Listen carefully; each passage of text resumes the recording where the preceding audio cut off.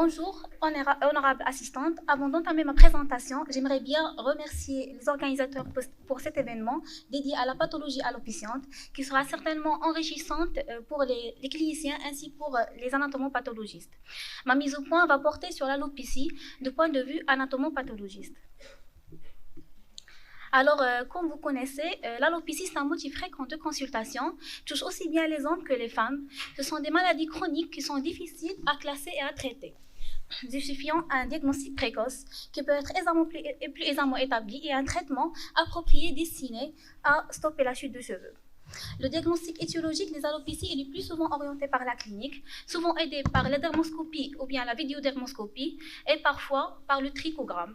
Toutefois, ce diagnostic requiert dans certains cas, en particulier dans les alopécies cicatricielles, des arguments histologiques qui permettent d'orienter l'étiologie avec une confrontation anatomo-clinique. Alors, on commence par un petit rappel sur l'anatomie du follicule et le cycle pileux. Sur le cuir chevelu de chaque être humain, on retrouve entre 100 000 et 150 000 cheveux implantés, ce qui représente 600 cheveux par centimètre carré. Chacun d'eux est composé de deux parties, une partie qui est visible appelée la tige pilaire et une partie qui est invisible appelée la racine. Chaque follicule est constitué de deux segments, comme le montre le schéma suivant, un segment supérieur et un segment inférieur. Le segment supérieur, constitué par l'ostium, l'infundibulum, l'isthme et la zone de Bullge. Cette zone est mal individualisée chez l'homme et c'est un réservoir de cellules souches qui intervient de la cicatrisation. Le segment supérieur, c'est un segment qui est permanent, non affecté par les différentes étapes du cycle pilaire. Alors pour le segment inférieur, il est constitué par la racine et le bulbe. C'est un segment qui est dynamique, qui est affecté par les étapes du cycle pilaire et disparaît en phase de repos. Alors pour le segment supérieur de follicule pilosébacé, c'est-à-dire la zone qui depuis l'insertion, qui s'insère depuis la superficie de la peau ou l'ostium jusqu'à l'insertion du muscle piloarrecteur. Cette zone, c'est une zone permanente. Elle reste présente tout au long du cycle pilaire et se compose de l'infundibulum. Cette zone s'étend depuis la superficie de la peau ou l'ostium jusqu'à la zone d'abouchement de glandes sébacées. L'infundibulum ne varie pas pendant le cycle. Donc, elle est bordée par un épithélium pluristratifié kératinisé qui aborde le canal infundibulaire et se continue en superficie par l'épiderme. Pour l'isthme, c'est la zone qui s'étend depuis l'abouchement de la glande sébacée jusqu'à l'insertion du muscle piloarrecteur et également ne varie pas pendant le cycle.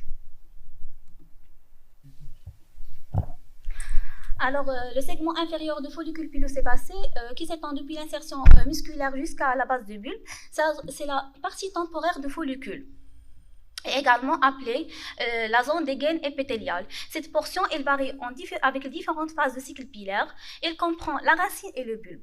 Donc la racine comprend différentes couches. On a ici l'enveloppe de conjonctive qui fait de fibres de collagène, une gaine épithéliale externe, c'est appelé aussi trachélème, qui est à l'origine des kystes trachélémaux, et la gaine épithéliale interne et la tige qui est formée au centre par une médulla et entourée par un cortex et une cuticule.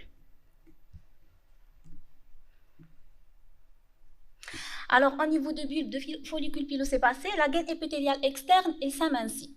Cette zone est appelée également la zone matricielle. C'est une zone génératrice des poils qui comporte des mélanocytes qui sont responsables de la pigmentation des cheveux. Le bulbe abrite aussi la papille bulbaire. C'est un tissu conjonctif qui est richement vascularisé et cellularisé par des fibroblastes qui constituent un moteur de croissance du follicule.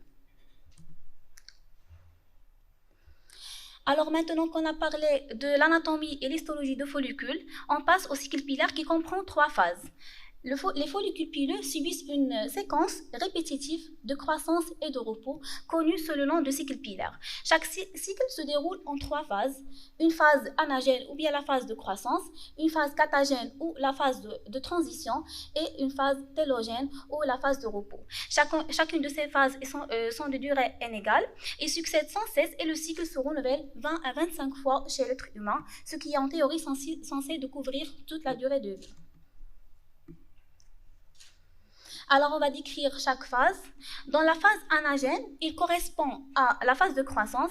C'est la phase la plus longue avec une durée d'environ 3 ans chez l'homme et 6 ans chez la femme. Lors de cette phase, le bulbe se met à pousser grâce à l'apport du sang avec la fabrication de la tige pilaire qui se renouvelle. Donc, sur le plan histologique, le follicule, comme on le voit ici, il est bien développé avec ses différentes couches et segments. Dans la phase catagène, c'est la phase de régression et de dégradation pendant laquelle la croissance s'arrête.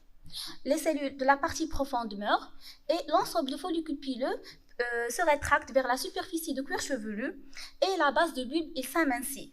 Le vaisseau sanguin livre plus de sang et elle dure 2 à 3 semaines avec 2% de cheveux restants dans cette phase. Histologiquement, on a l'involution de follicules pileux avec raccourcissement de la tige pilaire et ascension de la papille bulbaire entourée par une bande fibreuse. Alors pour la phase télogène, c'est une phase de repos qui dure 3 à 4 mois.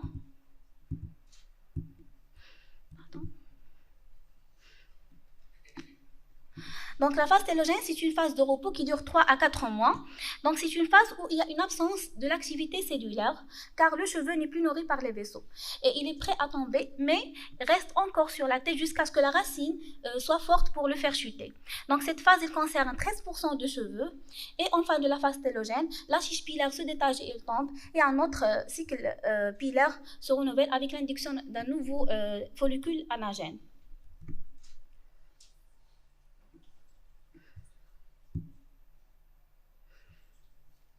Alors maintenant, passons à l'apport et limite de la biopsie cutanée dans le diagnostic des alopécies. La biopsie est effectuée le plus souvent en pince de moins de 4 mm de diamètre, parallèlement à l'implantation de cheveux jusqu'à la graisse. Comme vous voyez ici, donc 2 biopsies sont réalisées dans 2 zones différentes, dont au moins dans une zone d'inflammation active. Et bien sûr, une fixation sur le formol est nécessaire pour une étude histologique adéquate. Elle sera toujours réalisée en bordure de lésions récentes, dans une zone où persistent des cheveux, avec une éventuelle inflammation. Elle perd son intérêt en zone cicatricielle totalement alopécique, risquant d'être non spécifique avec disparition d'un éventuel infiltrat et destruction de follicules remplacés par la fibrose. Elle est réalisée au centre en cas des alopécies non cicatricielles ou en cas des alopécies cicatricielles secondaires ou pour la quantification des follicules.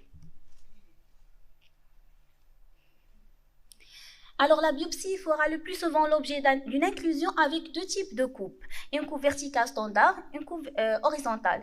Soit une coupe verticale standard, comme vous le voyez, il nous permet de visualisation de l'architecture des lésions, les différentes couches, l'épiderme, le derme et l'hypoderme.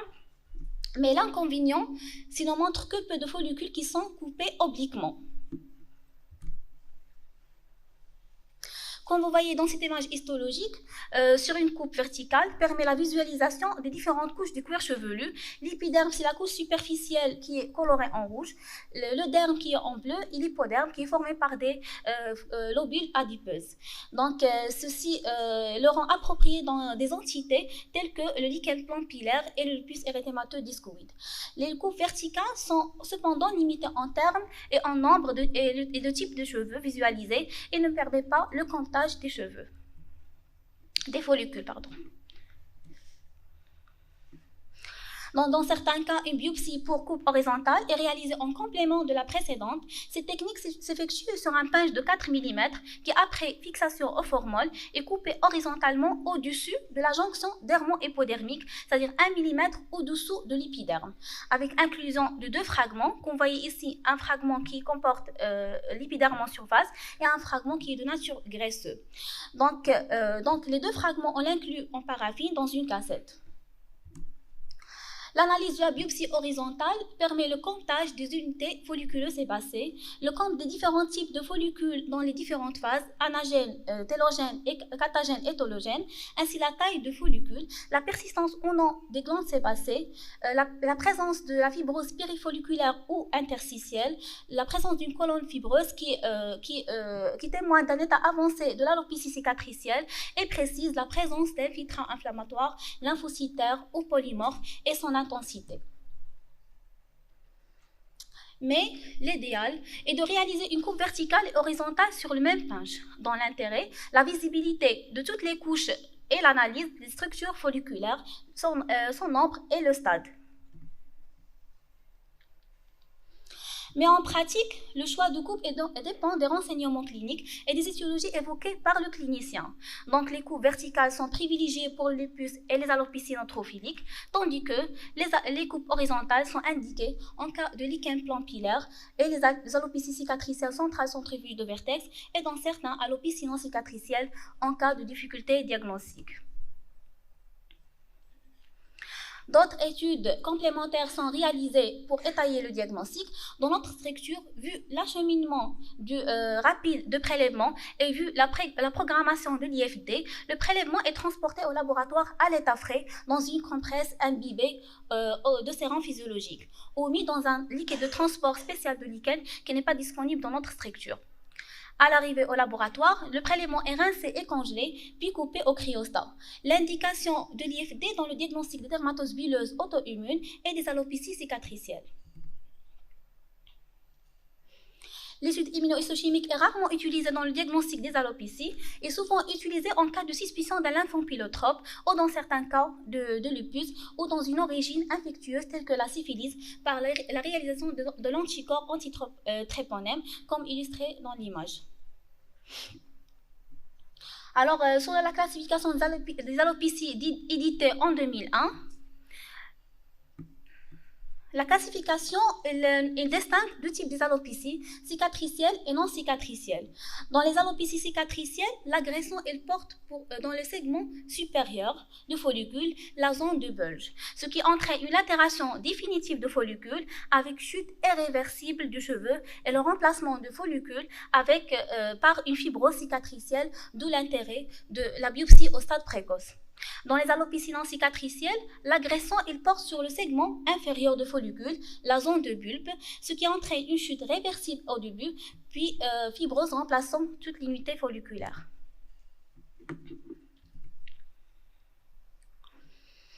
Alors, comme vous voyez ici, les alopécies cicatricielles sont classées en primaire ou secondaire selon que le follicule est spécifiquement la cible de phénomènes destructeurs. Pour l'alopécie primaire, ou s'il est détruit de manière non spécifique par cicatrices d'origine variée pour les alopécies secondaires. Alors, dans les alopécies primaires, ils sont individualisés selon l'infiltrat prédominant. Si l'infiltrat prédominant lymphocytaire, on parle des alopécies cicatricielles primaires lymphocytaires, comme le lichen plantaire, le lupus érythémateux discoïde, l'alopécie centrale centrifuge de vertex et la pseudopelade de Brock. Lorsque l'infiltrat prédominant est neutrophilique, on parle de l'alopécie primaire cicatricielle neutrophilique, comme le cas de la folliculite décalvante et la cellulite déséquente. Lorsque l'infiltrat est mixte, donc on parle de plusieurs variétés telles que l'acné kéloïdienne. Donc, pour les alopécies secondaires, sont secondaires soit à une tumeur de cuir chevelu, bénigne comme les kystes trachélémales, ou bien maligne comme le carcinome épidermoïde, le carcinome basocellulaire, ou bien d'origine amartemateuse congénitale, ou bien à une infection fibrosante comme la sclérodermie, le morphée. Alors, pour les alopécies non cicatricielles, donc on a deux types, l'alopécie en plaques, prédominante par la pelade, l'alopécie par traction ou bien par pression et la syphilis, et les alopécies diffuses sont dominées par les alopécies androgynogénétiques et les fluviomes télogènes. Donc, l'évolution prolongée des alopécies initialement non cicatricielles peut aboutir à une alopécie définitive, dont l'aspect histologique est identique à la phase tardive des alopécies cicatricielles, réalisant un état dit pseudopeladique non spécifique. Et comme vous voyez ici, les différentes coupes histologiques dépendent de l'étiologie. Il sera différencié en coupe horizontale et en coupe verticale, comme vous voyez ici pour le lupus, la coupe verticale et le lichen, la coupe horizontale, ainsi de suite. Alors, toutes les alopécies passent par deux stades, un stade inflammatoire initial, puis l'évolution fibrosante avec raréfaction folliculaire, dite étape pseudopeladique. La biopsie est plus contributive si elle est réalisée à un stade précoce sur une zone inflammatoire et pas totalement cicatricielle. Et comme on l'a dit, elles sont classées en lymphocytaires neutrophiliques avec un infiltrat mixte. Dans notre pratique quotidienne, les alopécies cicatricielles les plus fréquentes sont les alopécies cicatricielles lymphocytaires, prédominantes par le lichen plantaire et le lupus.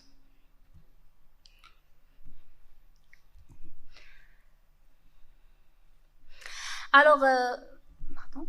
Comme vous voyez ici, une illustration pour un cas de lichen planulaire qui représente la cause la plus fréquente d'alopécie cicatricielle chez l'adulte. La biopsie, il permet dans la majorité des cas de confronter le diagnostic ou de l'évoquer.